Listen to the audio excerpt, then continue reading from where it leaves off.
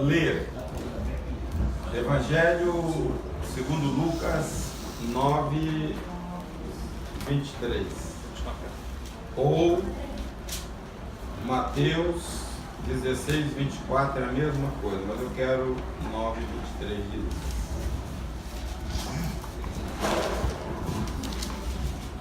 Vamos refletir, já que vocês não estabeleceram,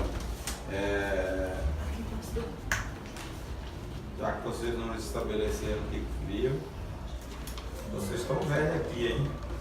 Está chegando gente nova, tem que fazer aquele ciclo, hein? Voltar às lições,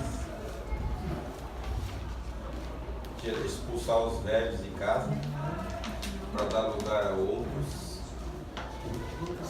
O problema é que os velhos ficam reprovados, tem que repetir. 9:23. Pode ir? Pode. Ele dizia a todos: se alguém quer vir após mim, negue-se a si mesmo, e tome cada dia a sua cruz e siga-me. E tome cada dia a sua cruz e siga-me.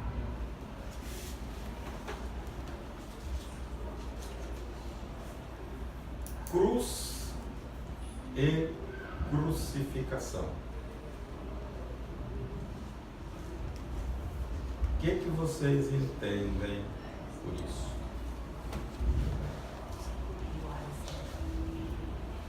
Cruz é morte. Hein? Cruz fala de morte. Fala de peso. Fala de quê? Peso. Peso. Veja, Jesus morreu na cruz para nos dar a justificação e o perdão dos nossos pecados. Isso é um fato. Mas o que esse fato representa para quem não conhece? O ímpio? Nada, né? Nada. É um fato histórico. É um fato histórico apenas. Jesus morreu para salvar a todos na cruz do Calvário, mas nem todos são salvos pela obra da cruz. A crucificação é uma atitude nossa voluntária. A crucificação de Jesus, ela produz no crente libertação. Agora eu pergunto, todos são livres? Não. Quase ninguém. Você está entendendo? E quando você lê esse versículo aqui, Jesus está dizendo tomar a cruz dia após dia e seguido. Você muitas vezes, você se arrepende dos seus pecados, os seus pecados são perdoados. Vamos ler 1 João 1:7. Todo mundo tem que saber, os pregadores têm que saber de cor esse versículo. Você sabe? Se porém andarmos na luz como Ele está na luz, mantemos comunhão uns com os outros, e o sangue de Jesus, seu Filho, nos purifica de todo pecado. Veja, Ele nos perdoa e purifica. Não são as mesmas coisas.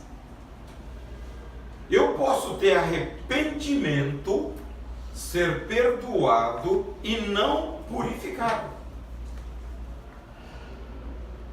Purificado é limpeza total. Por isso que eu tenho que tomar uma atitude consciente sobre a crucificação, para, como Jesus morrer, eu também morrer. Senão eu vou ficar perambulando por aí, com o pecado perdoado, mas não puro diante de Deus. Eu posso caminhar a trajetória cristã o tempo todo, perdoado, mas não purificado. A Bíblia, João está falando que o sangue de Jesus perdoa e purifica.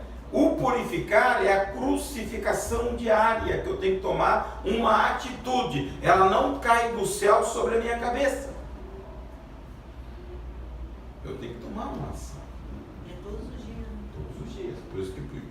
Lucas diz dia após dia. A gente caminha na vida cristã e a gente adquire determinados hábitos que, se a gente não parar para refletir sobre a importância do ato na cruz, do sacrifício, o valor do sacrifício, você vai ficar com conhecimento histórico, mas com pouca ação refletida na nossa vida. Por quê? Porque se eu não parar profundamente para questionar estas coisas, que o valor da crucificação, Jesus morreu e eu preciso também morrer. A W. Tozer dizia que a crucificação nos leva a não olhar para trás. Ele diz que a crucificação nos leva a não voltar para trás. A crucificação nos leva a não ter projeto para o futuro, porque a nossa vida estará a rigor comandada pelo Senhor. Quando você dá uma olhada nisso, nesse preâmbulo, nós somos crucificados com Cristo. Nós estamos crucificados com Ele. Se muitas coisas a nossa vontade ainda predomina na nossa vida,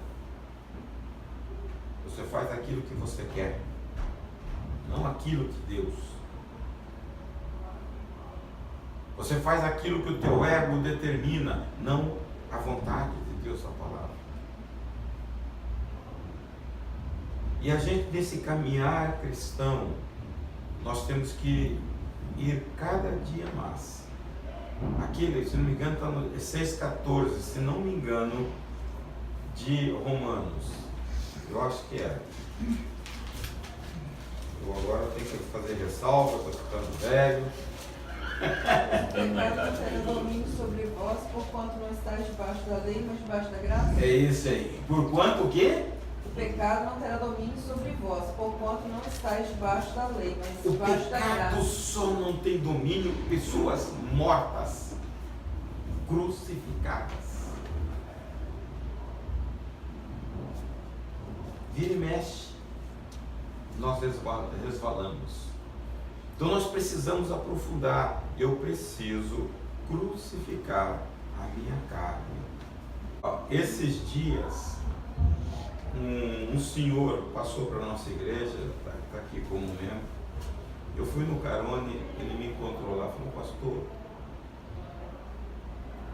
eu conversei com fulano aqui, não sei o que, tomou o lugar dele, ele puxou a faca pro cara lá no Carone. Eu falo, aí, e o pecado não terá domínio? Por que essas ações na vida do crente? Porque ele não morreu como Cristo Jesus. O eu dele está vivo. Ah, estou arrependido. Falei, tem que arrepender e não fazer. Tá? O arrependimento te livra do pecado, mas o que te mortifica é a pureza. É Deus tirar do seu coração todo o vestígio do mal. Isso é uma entrega, tá? Que você tem que fazer voluntária. Isso aí é aquela parte, pastor, do reino de Deus é tomado por esforço? Essa aí é aquela parte do reino de Deus é tomado por esforço? Eu acho que é, mas é muito mais.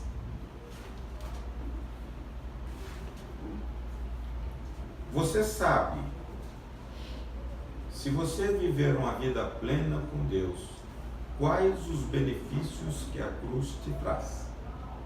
Sabe ou não sabe? Paz, descanso, alegria, ela te dá. Mas isso não vem de uma forma instantânea. Nós estamos falando com um crente calejado aqui. Você caminha na vida cristã e você vê, como ele está dizendo, um camarada que nasceu no Evangelho, está velho, foi lá, teve um acesso de ira e furou os 4 pneus do carro. Podia o cara sair de lá e dar um tiro nele. Tá? Eu não vejo isso. a minha posição é o seguinte: eu tenho que ter uma revelação vinda da parte de Deus pelo Espírito, para olhar para a palavra, estremecer diante dela como a verdade de Deus e me encaixar. Isso é voluntário. Deus não quer ninguém pelo anzol, você tem que fazer isso. Deus espera de nós atitude que eu corresponda à palavra de uma forma voluntária. Mas fazer isso contra a gente mesmo é um esforço. É um esforço. Tá? O esforço Porque não é fácil. O esforço é o estágio inicial, pastor? No primeiro momento, tudo que você faz, porque você vai quebrar um ciclo. Eu sempre fui assim. Mas a Bíblia está dizendo que assim não convém, tem que ser assado. Você, para fazer isso, você tem que mudar o ritmo. Mas não é fácil. Por isso que o crente, eu falo constantemente, o crente deveria andar de joelhos. Tá? E Satanás sabe dessas coisas e não permite que a gente, a coisa mais difícil que tem é um crente que ora, que tem um momento regular de oração. Porque a oração nos dá força, é a força do Espírito. Toda esta natureza somente é combatida, só é dominada pelo Espírito de Deus. Não tem jeito. E nós temos uma natureza forte.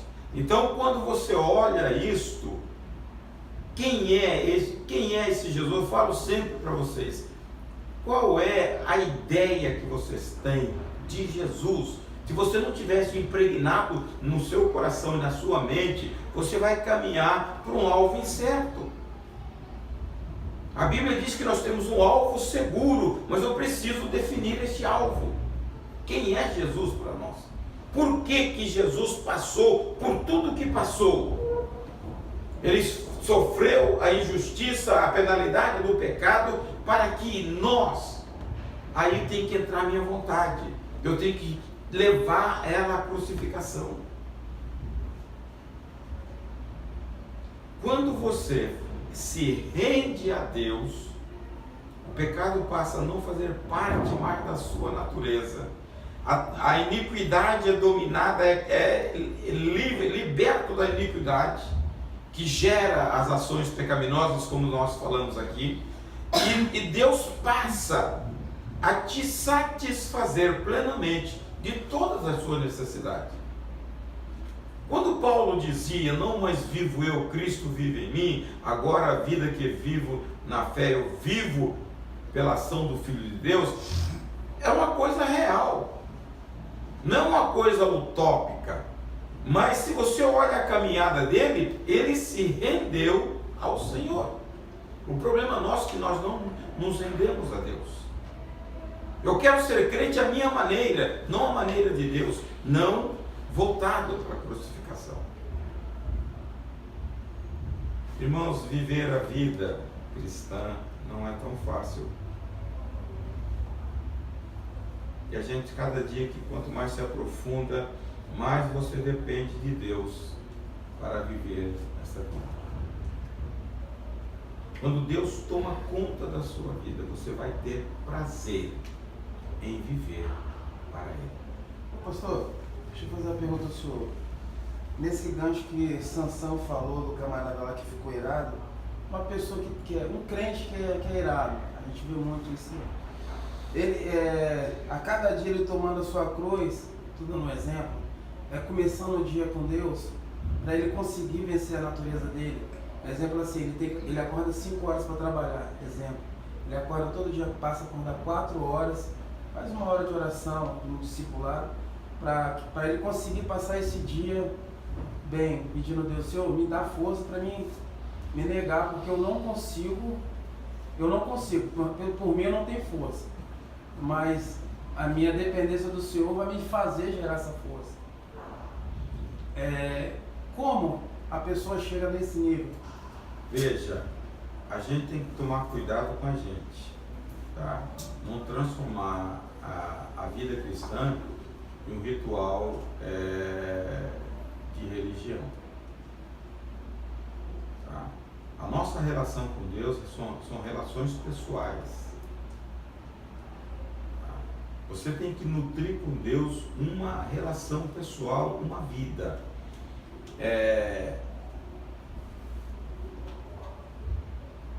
Eu vou dizer uma coisa aqui que é comum. As pessoas vão fazer curso de libertação, elas chegam para a pessoa, começam a gritar, começam a dizer um manto, seguir uns passos. Isso liberta alguém? Mas é o procedimento. Por quê? Transformou isto, aprendeu assim, numa ação. O que traz libertação? É você ter a força de Deus, conhecer o seu Deus. Muitas vezes você não precisa nem gritar, você chega perto e está saindo. Então, está entendendo? Eu sei que a minha natureza é assim. Muitas vezes, se eu não me render, não me crucificar voluntariamente na cruz, eu posso fazer ritual e chegar ali, estourar, ser surpreendido. Quando eu desejar, Deus, eu desejo ser como Cristo, aí muda de figura. Porque muitas vezes você adota procedimento, hoje está muito comum. Você já viu esse pessoal do curso de libertação que tem um questionário, para você, até o cara lá todo atrapalhado preencher. Isso traz libertação? Não traz. O que traz libertação é a voz da autoridade. Que liberta é o Senhor. Então, eu preciso ter uma relação de conhecimento. Quando Davi ele vai enfrentar o Golias, Saul coloca nele uma armadura. Ele anda para lá, anda para cá, fala, esse negócio não me serve. Eu não sou acostumado com isso. Eu conheço o meu Deus, que já esteve comigo quando lutei com o leão e com o urso. E com o que eu estava? Com a funda. Então eu vou lutar com aquilo que eu sei. E ele não vai com os berros, fala assim, eu venho a ti, em nome do Senhor dos Exércitos. Isso foi suficiente. Ele não teve habilidade de guerra, que ele não era guerreiro naquele tempo, era um adolescente. Ele não teve treinamento para aquilo, ele foi na força de quem podia. Quando nós estamos ancorados no Senhor, você faz proeza. O que diz Daniel 11:32? O povo que conhece o seu Deus anda ativo e faz proeza. Então eu preciso, a minha rendição, esse é um dos caminhar, mas eu preciso despir toda a religiosidade. E eu vou aos pés do Senhor diariamente, porque eu sei que eu não tenho força, eu preciso da força dele. Pastor, hoje a Soraya citou um texto da Bíblia que a gente, no antigo, ouvia muito em casa na igreja. Falou sobre o temor do Senhor, né?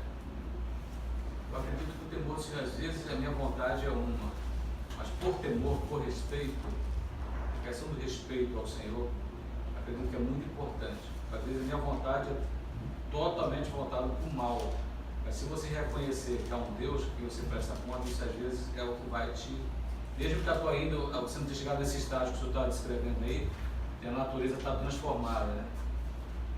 A questão do respeito a Deus. E eu tenho visto ultimamente o seguinte, nós perdemos o temor do Senhor.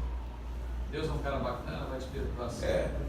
Por que as pessoas estão hoje prisioneiras da pornografia?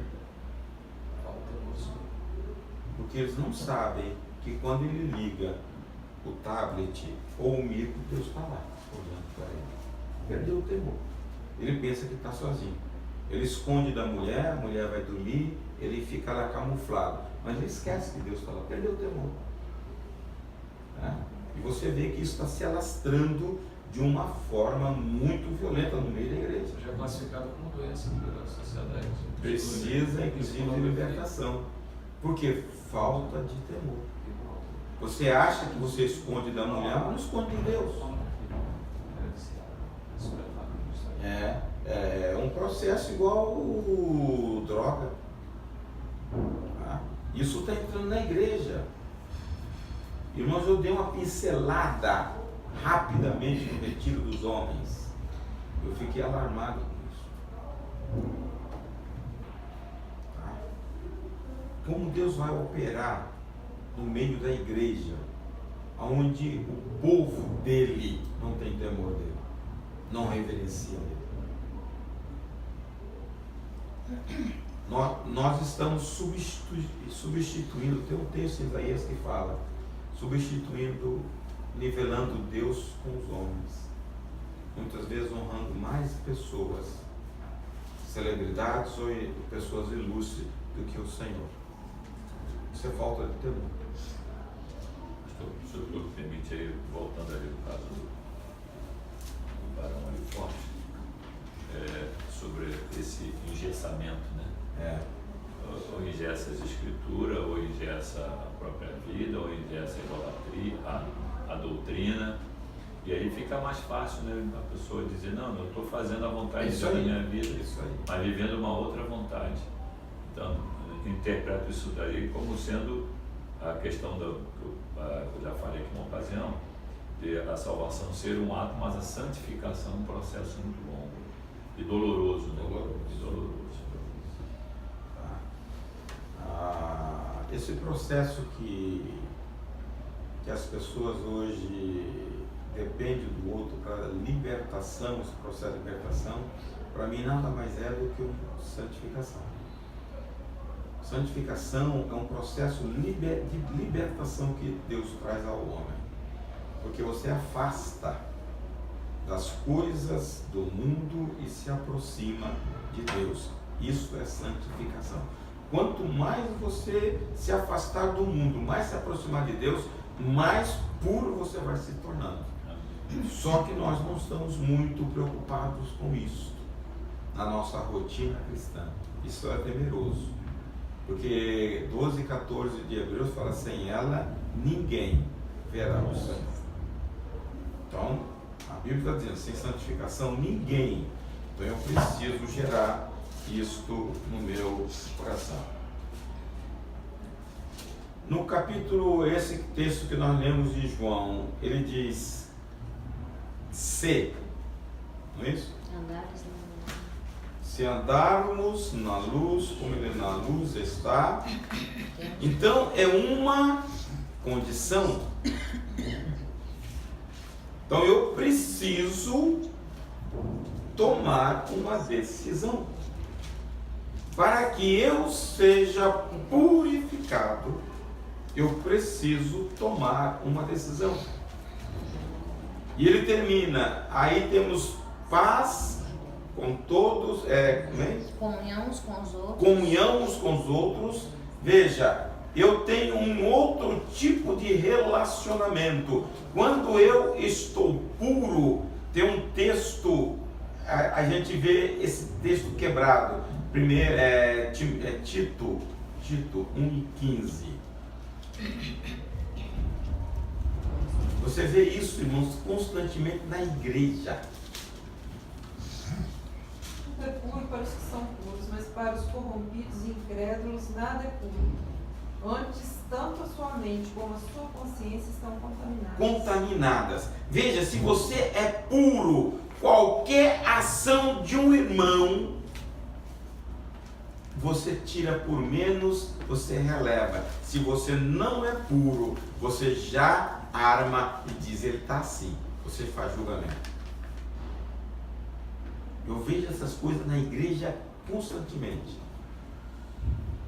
Não aceita um irmão, aceita o outro. Isso é falta de pureza. Ele fala dizendo que a mente está contaminada. Você fala, está assim. Outro fala, está falando de mim. A pessoa nem está falando. Falta de pureza. Está pensando isso, tipo, acho tão engraçado. Está pensando. Está pensando, como a se Bíblia diz lesse. que todas as coisas são puras para os puros. Se Deus te purificar, você não está nem aí, porque o seu compromisso é com Ele. Se nós temos um compromisso que agrada a Deus, as outras coisas são segundo plano. Se agora eu não tenho um compromisso, não agrado a Deus, eu vou ficar preocupado que as pessoas estão à volta estão falando. Então, eu preciso da purificação para desfrutar de comunhão uns com os outros. Isso é corpo, irmãos. É reino. Mas eu preciso estar com a vida de uma vida de crucificação.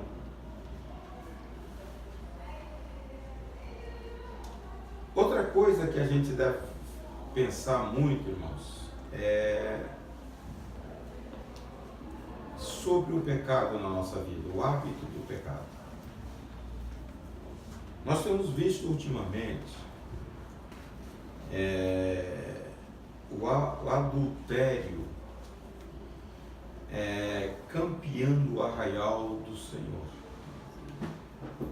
Como as pessoas não têm a vida purificada no Senhor e muito menos crucificadas em Cristo, pelas facilidades que se expõem hoje na sociedade, eu estava vindo agora na CBN, diz que amanhã eles vão tratar de um assunto.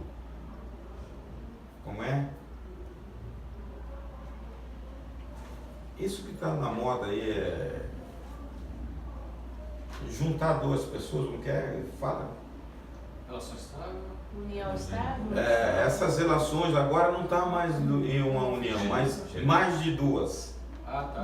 Poligamia. Sim. Poligamia, sexualidade. Eles vão discutir amanhã, tá, na CBN, sobre essa reunião, essa união, mais de duas. Agora não só é homem com homem, né? Homem com homem, mas uma mulher Tem um programa americano que o nome do programa é Um Homem e 4 Mulheres, 5 mulheres. Aí o cara casa com 4, 5 mulheres e elas são amigas.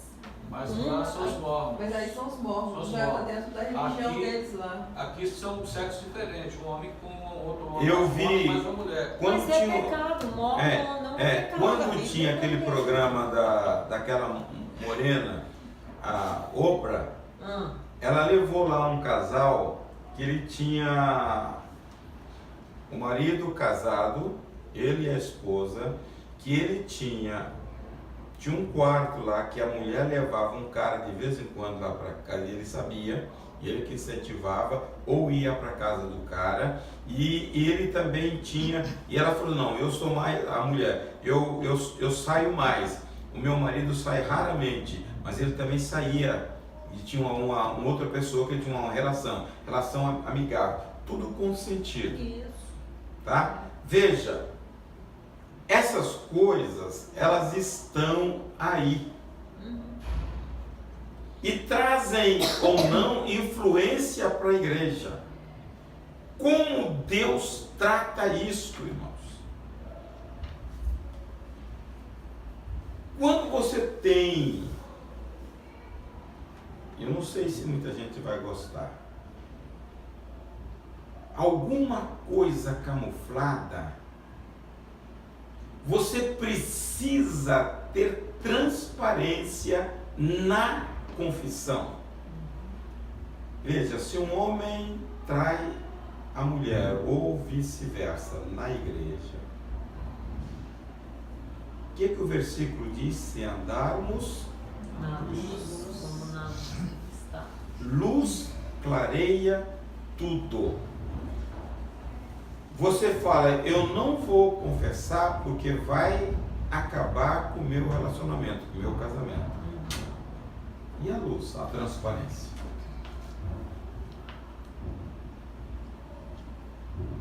Quando você não confessa, você joga o peso desta maldição sobre a família.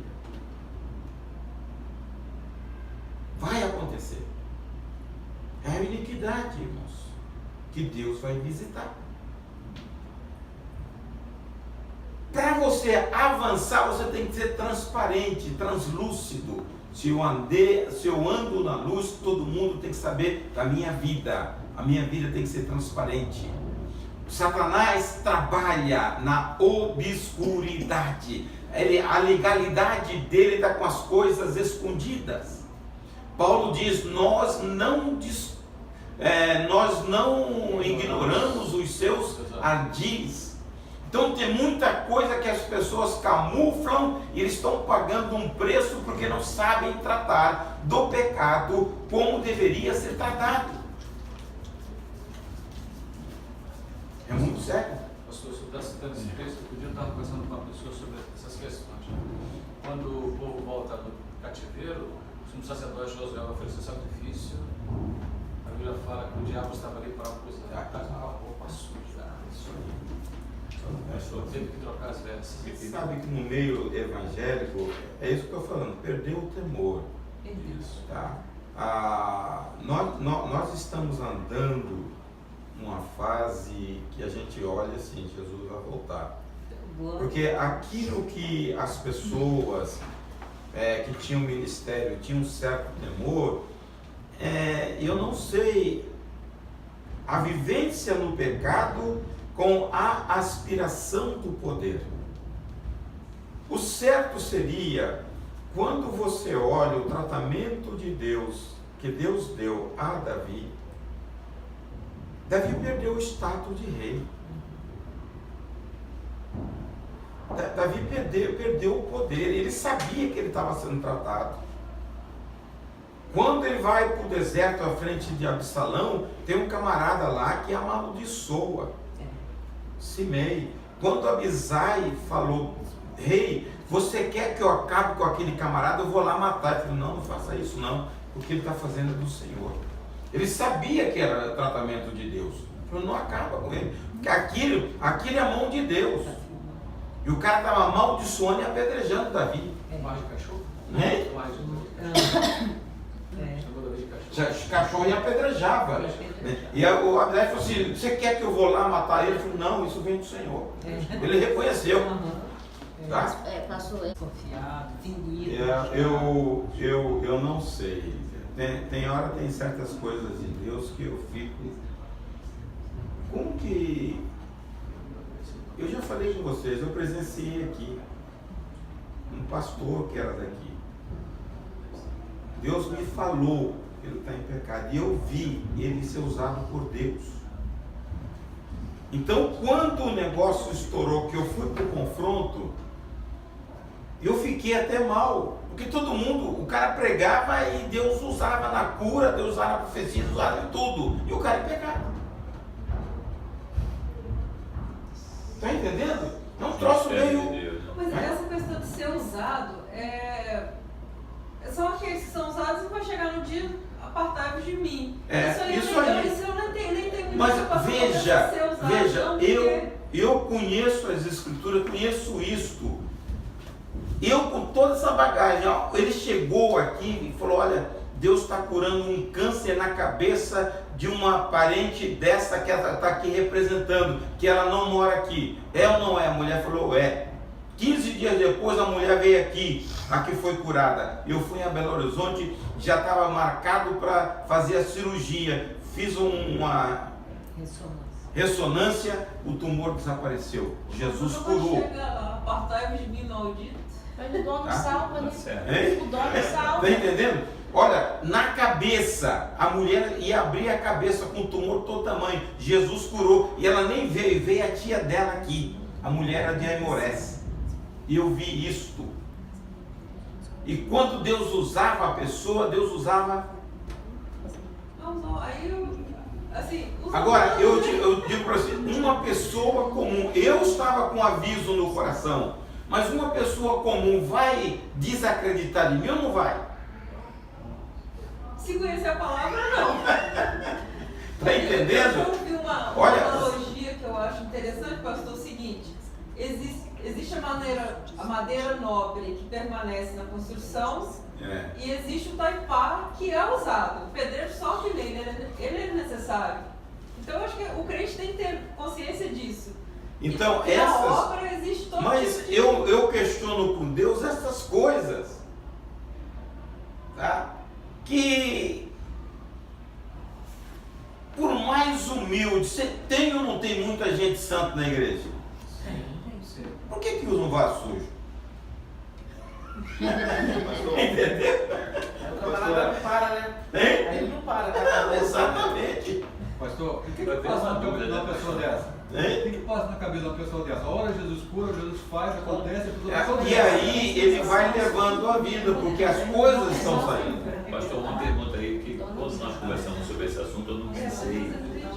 Eu não vou fazer pergunta agora, quando eu faço isso sozinho. Então são coisas que você tem que A mãe olhar. colocou aqui uma outra situação. Às vezes a operação pode vir de Deus, mas pode vir do erro também, né? Porque até os santos seriam enganados em algumas situações. Poderia ser aplicado?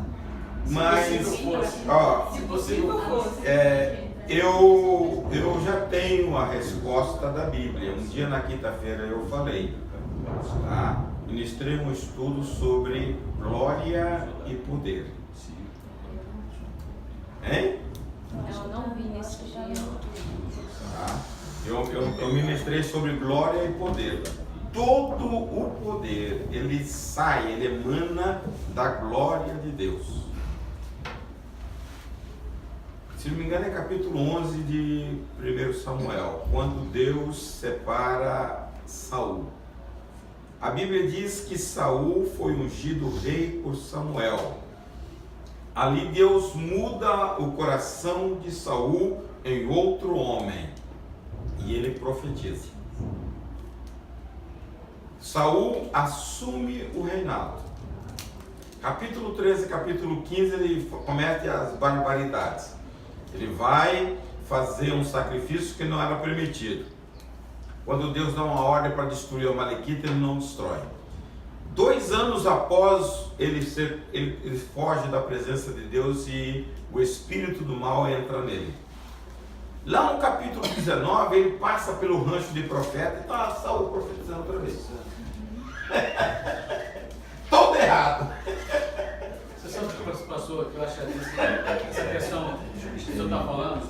A Bíblia fala que no último dia, a irmã citou, no último dia alguns dirão, se eu fiz, ele dirá, apartai-vos e me maldito. Mas tem um caso que Paulo fala também, que as obras do sujeito vão ser queimadas, mas ele será salvo como pelo fogo. Interessante, é muita coisa. Se você não conhecer, essa abraça, a base é a palavra. Por isso que nós estamos estudando a Bíblia. Estudando a Bíblia. A Bíblia esclarece tudo, ela traz a resposta. Tá? Então a gente tem que ter cuidado com esse discernimento. E vocês sabem o que aconteceu para eu tomar postura e confrontar? Deus, um dia de sábado, a mulher, pivô do pecado, ela me liga em casa e me disse, aquele pastor não é aquilo que ele pensa. E desligou. Aí volta. Agora não tem jeito. Não tem jeito, entendeu? E aí eu volto e retorno, você me atende? Aí nós fomos conversar, levei Lia, conversando tudo. E aí eu comecei a pegar o fio da meada. E aí o pastor foi embora. Mas é coisa séria. Tá? Porque as pessoas quando recebem, quando Deus usa, ela acha que está acima da carne seca. Aqui tinha uma irmã amaziada. E ela recebe uma profecia lá, que Deus ia trabalhar, que ela ia ser evangelista, não sei o que, ela chega aqui na segunda-feira e toda risonha. Falei, primeiro você tem que acertar a sua vida, senão você vai para o inferno. Eu falei, eu não estou falando com rancor, estou falando o que a Bíblia diz. Você mora com um camarada e a Bíblia condena. Se você não casar, você está no inferno. Pastor, eu falei, você está no inferno. Aí acerta logo. Logo ela me trouxe acertando o casamento. Eu falei, agora você pode fazer a obra. Por quê? Porque as pessoas deram uma profecia para ela dizendo que Deus estava agradando, que ela tinha que fazer a obra de missão. Eu falei, não vai fazer não, irmão. A Bíblia condena. O que prevalece não é a pessoa, é a Bíblia. Então é muito complicado isso. Pastor, na sua convivência e conhecimento com essas coisas, com pessoas, o que o senhor fala a respeito, por exemplo, se a pessoa vem para o senhor e fala assim, confessa, né?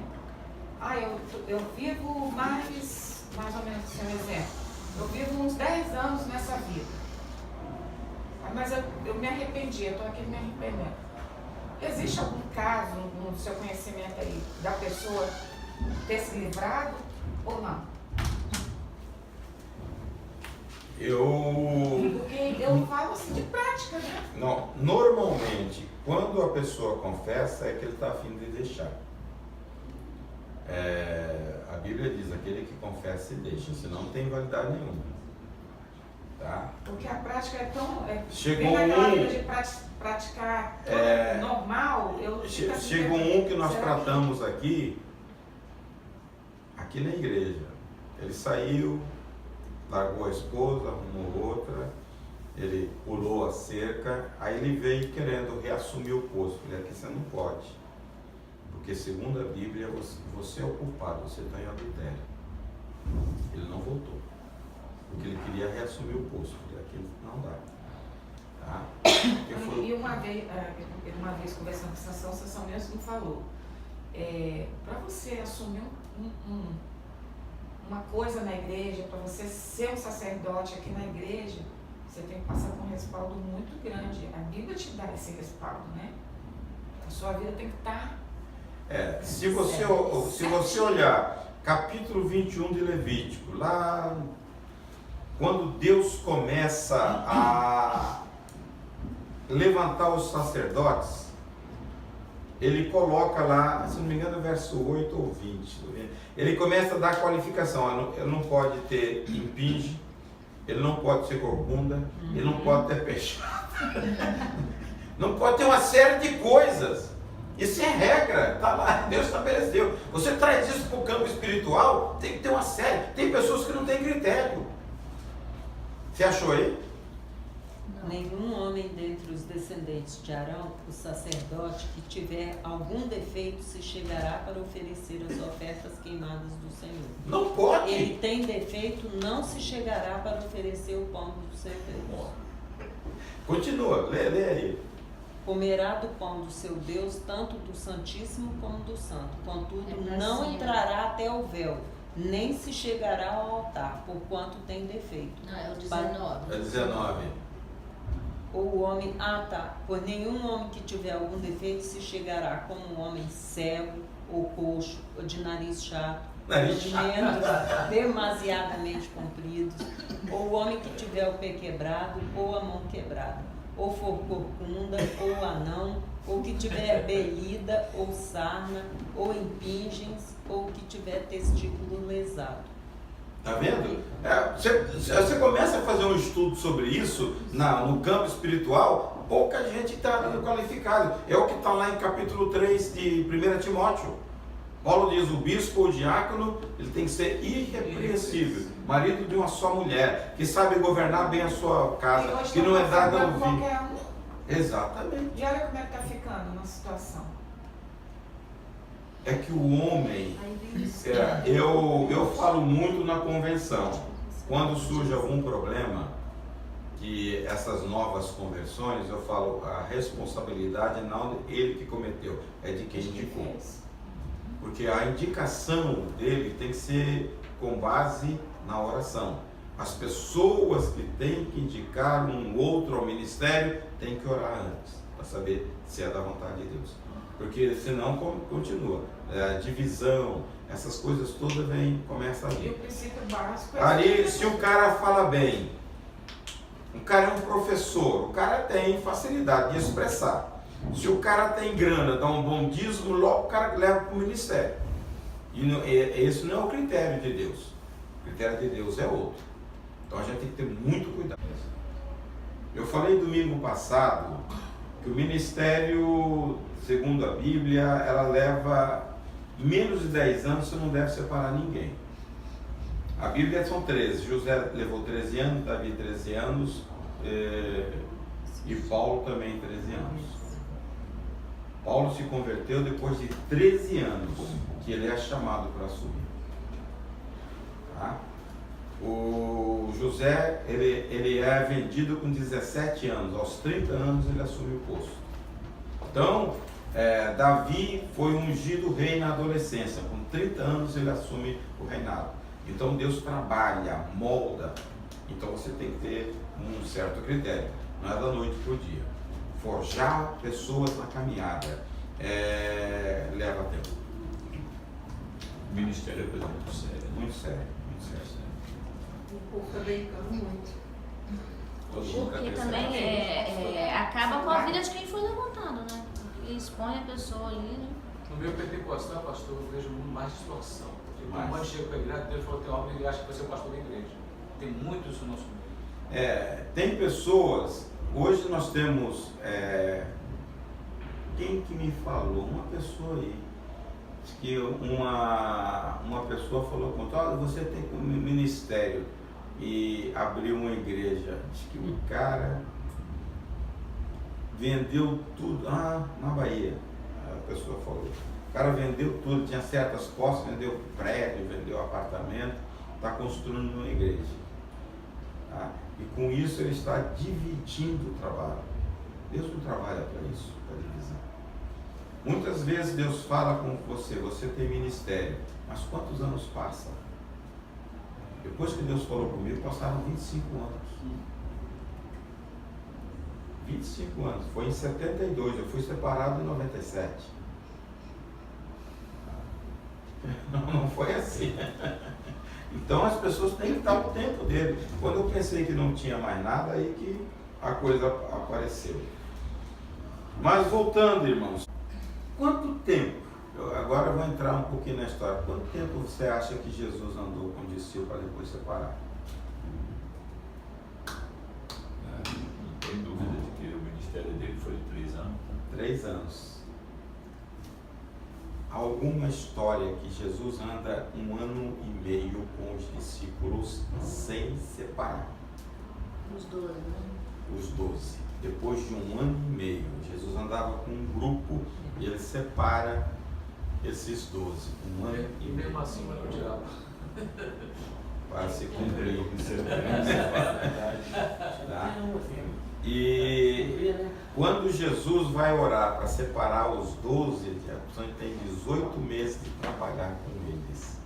O ministério de Jesus público com os 12 foi 1 ano e meio só. Capítulo 16 de Mateus, quando Jesus leva os discípulos para Cesareia de Filipe.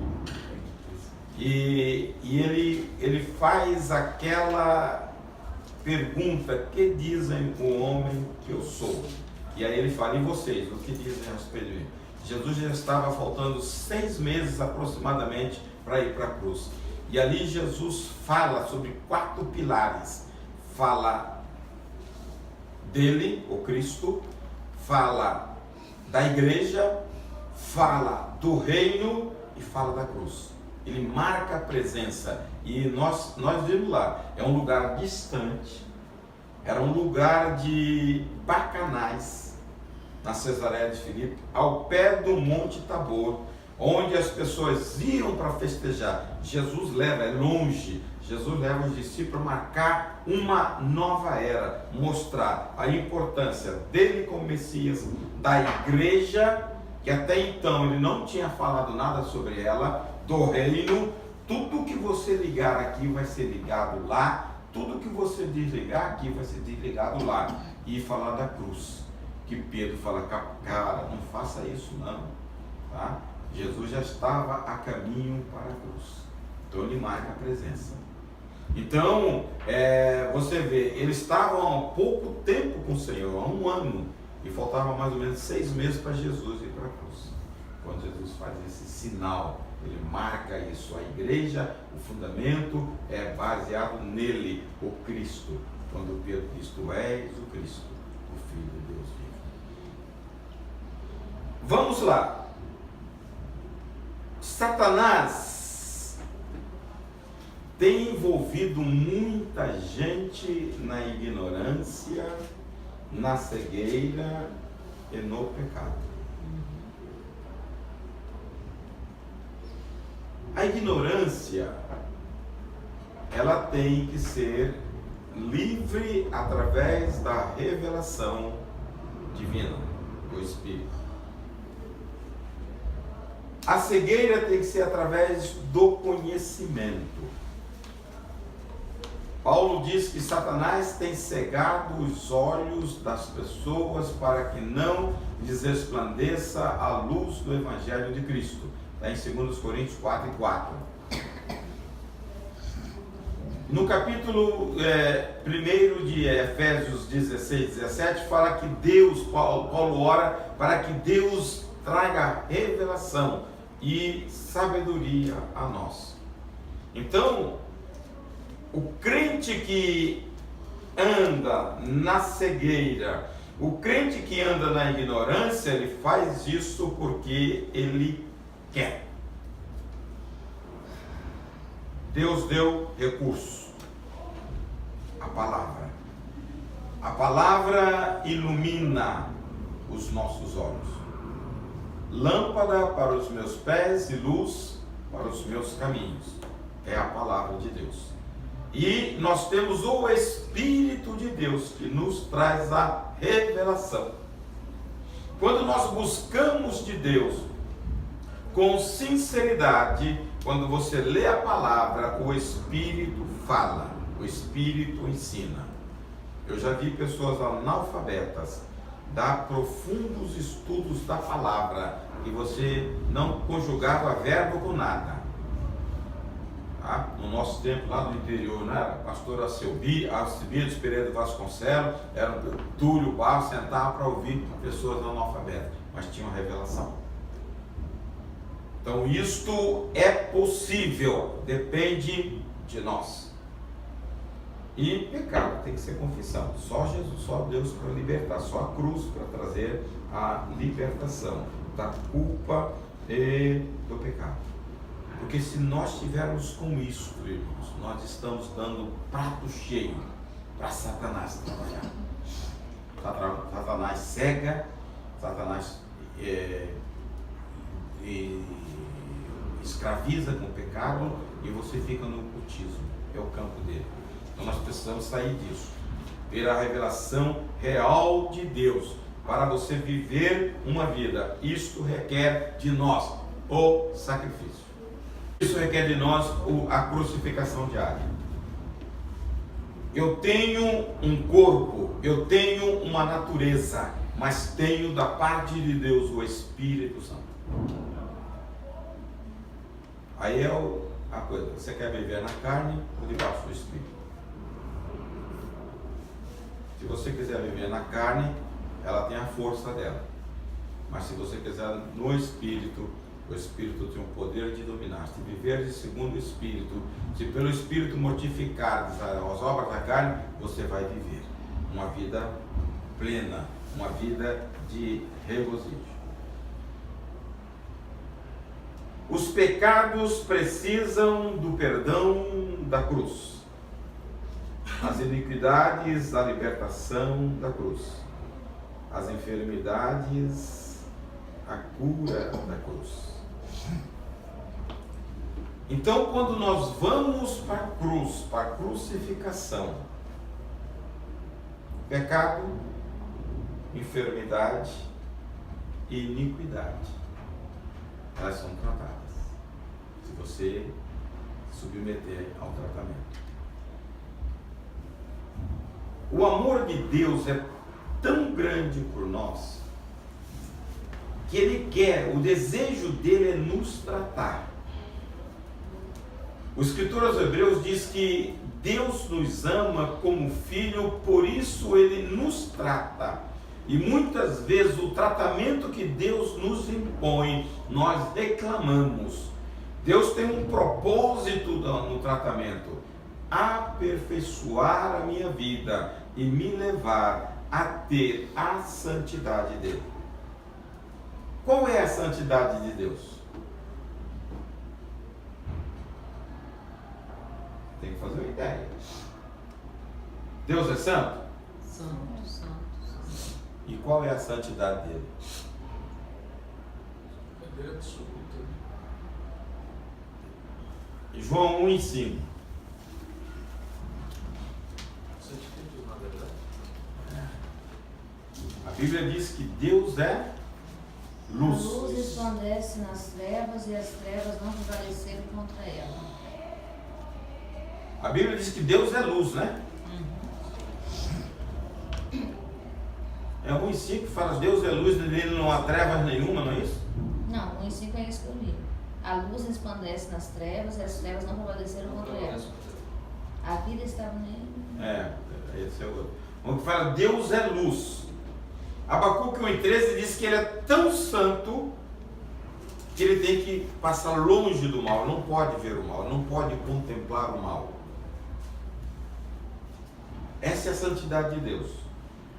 Qual é o desejo de Deus para nós? Como ele? Essa é a vontade de Deus, a vossa santificação. Tá? 1 Pedro 1:16 diz, sede santos porque eu sou santo, em toda a vossa maneira de viver. Então quando você começa a refletir sobre a santidade de Deus, Deus é puro, é longe do mal. Se Ele quer que nós tenhamos esse tipo de santidade, aí eu vejo o seguinte, cauterização. A Bíblia fala, Paulo vai falar sobre isso, a gente cauterizado. Porque você começa a pecar e você vai trazendo sobre a sua consciência e coração um endurecimento. O Espírito Santo se afasta também com o tempo. Você já se afasta. Aí que é o pecado contra o Espírito Santo. Tá? Quando você se fecha para o Espírito Santo, você não tem apelo. Eu já falei aqui sobre os ministérios, até que Sansão pediu. Quando você começa a entender, ele falou, fala sobre o Espírito Santo. Por que a blasfêmia com o Espírito Santo não tem perdão? Porque a atual dispensação é a dispensação do Espírito. É Ele que está aqui. Tá? Teve um tempo de Deus sobre os filhos de Israel, teve um tempo de Jesus com os discípulos, Deus conosco, e tem um tempo agora, é a dispensação do Espírito.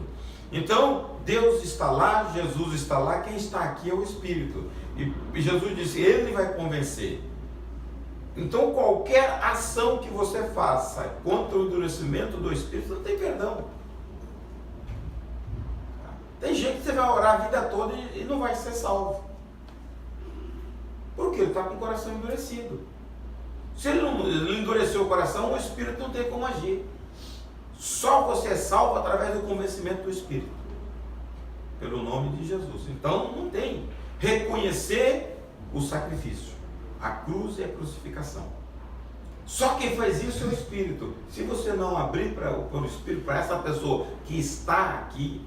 E aí vem o seguinte. A Bíblia diz que Ele habita em nós. E Ele é o Espírito Santo. Santo não habita como impuro. Então eu tenho que parar para refletir. Se o meu coração está impuro, eu não estou dando espaço para Deus agir. Porque o Espírito Santo, nós somos o tabernáculo de Deus. Não existe uma casa como tinha no Velho Testamento. Hoje o tabernáculo é o coração do homem. Então eu tenho que cada dia purificar mais. A Bíblia fala que se alguém destruir o templo do Espírito Santo, Deus destruirá. Se destruirá. Se destruir o templo. Você sabe, não tá? Não. Primeiros Coríntios, capítulo 3, acho que verso 17. O senhor entende o que? Destruir o templo do Espírito Santo? Tornar inabitável? Inabitável é o pecado. Eu sabia.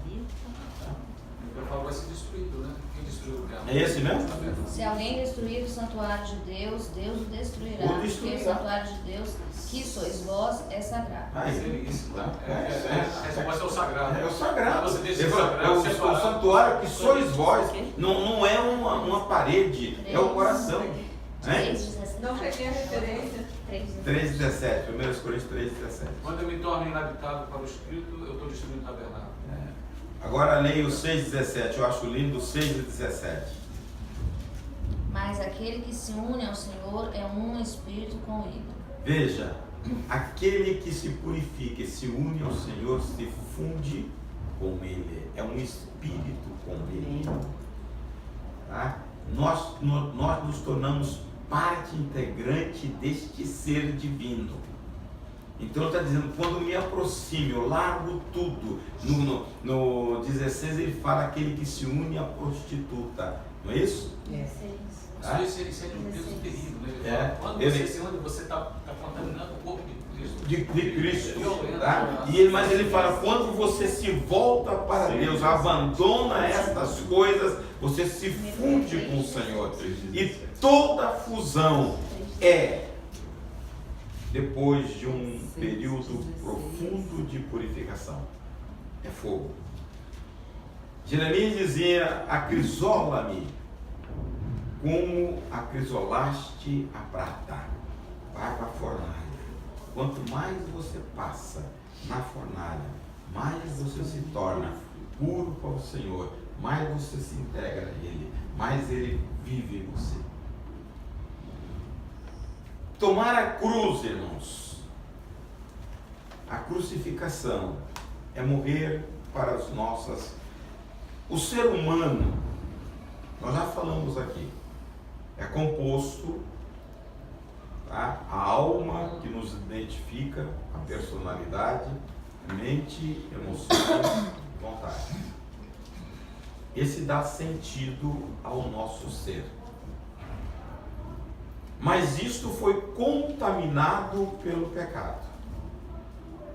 Quando nós estamos falando de purificação, você tem que se voltar para isso. Como está a sua maneira de pensar?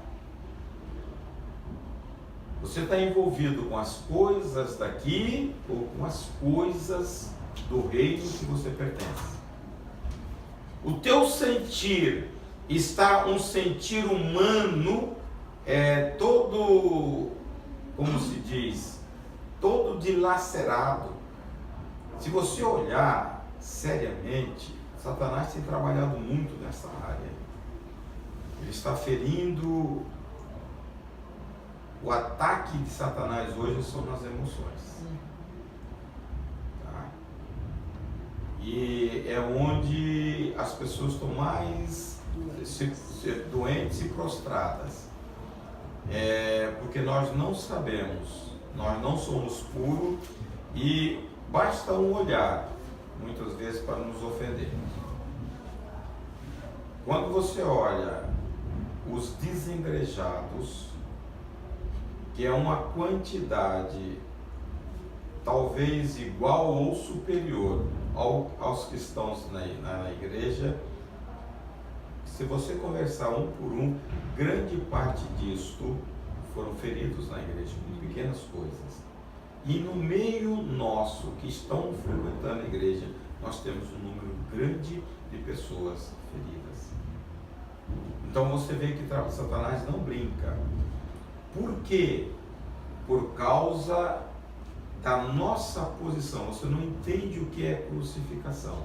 Você não entende o que é pureza. E você convive na igreja com esses traços. E aí você permite que Satanás atue na sua vida.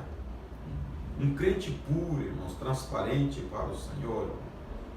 Paulo dizia, não importa, eu não quero ser julgado por ninguém, porque quem me julga é o Senhor. Então a minha responsabilidade tem que ser com Deus. Quando eu trago ressentimento, resquício, vestígio do mal no coração, eu estou propenso a ser atropelado por Satanás. E eu fico olhando, quando eu olho a igreja primitiva com a igreja de hoje, a Bíblia diz que eles viviam em harmonia, em perfeita comunhão, tudo em comum. E a igreja crescia, florescia e ela se tornava atrativa ao mundo. Porque o mundo precisa ver na igreja uma diferença desse tipo, mas para isso eu preciso de purificação. Senão eu venho para a igreja e eu não vou servir de edificação, de suporte para o irmão crescer. Eu vou desempenhar na igreja uma função de tropeço. Jesus disse, é necessário que venha o escândalo, mas ai daquele por quem vier. A igreja precisava assumir a posição dela. Veja, se Jesus morreu, ele foi crucificado, eu também preciso ser crucificado. E se eu for crucificado, eu vou desempenhar a minha parte no corpo de Cristo. Eu vou matar. O grande problema nosso é o coração, é o ego. Tá? Que a gente fala, eu tenho direito. O cara que errou, essa semana veio uma pessoa aqui que você olha, tem hora que fico surpreso. Tão direitinho, tão bonitinho. Falou, pastor, eu não falo com meu pai. Falei, e aí, como você quer ter vitória? Você está entendendo? Ele fez tanta coisa, pode ser o que for, mas ele é pai. Você tem que honrar, a Bíblia manda honrar. Se fez certo ou fez errado, não importa, você tem que honrar. Se você quiser vitória, você tem que ir lá acertar. Não adianta. E aí fica na igreja, primeira coisa, vai ferir o outro. Está ferido. E falou, já tem muitos anos, mais de décadas. São decisões. Eu tenho que me crucificar. Se Jesus crucificou, eu tenho que me crucificar, mesmo que isso doa. Acho que é o Salmo 15. Tem um versículo lá que fala, Senhor, quem entrará no teu tabernáculo, ele diz, e jura mesmo contra ele, mesmo contra o dano.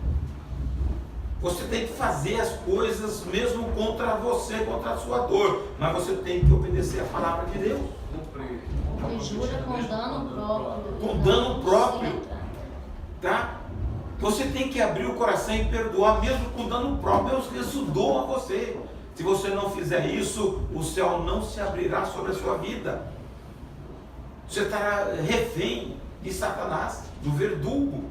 É uma coisa tão interessante, perdão, pastor, que quando você perdoa e devolve o lugar de honra, principalmente eu acho que a quem tem posição de autoridade, a quem Deus determinou, você começa a enxergar não o que ele fez errado, o que ele fez certo. Certo. A sua visão muda, o seu ângulo isso aí. não foca mais nas coisas erradas que a pessoa fez.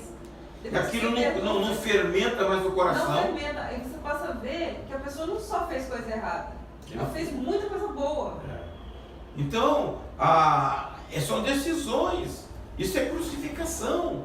Você jogar contra você em obediência à palavra. Quiser prosperar, crucifica. Vai para a crucificação. Tá? E se renda ao Senhor, para que Ele faça na sua vida e que você seja um canal de bênção. Veja, irmãos, aqui tem muita gente casada e tem algumas solteiras.